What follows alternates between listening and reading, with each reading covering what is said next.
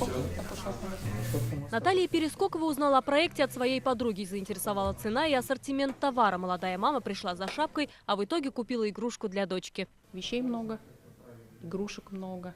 У меня как бы маленький ребенок. По деньгам меня устраивает здесь.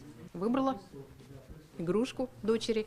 Нет денег, надо одеться. Пожалуйста, приходит, забирает. Что-то бесплатно, что-то за символическую плату.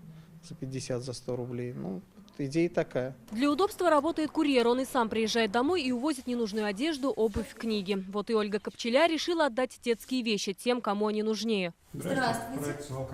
Проходите, мы вас ждем.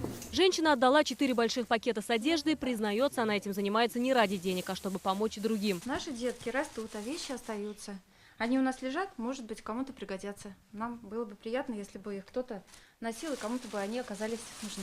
Проект поддерживают и обычные горожане. Магазинов много, а комиссионок мало. Я считаю, что такие проекты нужны, потому что они на самом деле помогают малоимущим семьям. Бывают старые вещи, не знаешь, куда отдать, как бы выкидывать, а было бы хорошо отдать кому-то нуждающим. Здорово то, что есть возможность такая малоимущим купить что-то за более низкую цену. Все собранные вещи проходят тщательную сортировку и обработку. И самое главное, 70% от продажи организаторы переводят в благотворительные фонды. Айгуль Бадрудинова, Лейсан Мустафин, Александр Лобанов, ТНВ, Казань.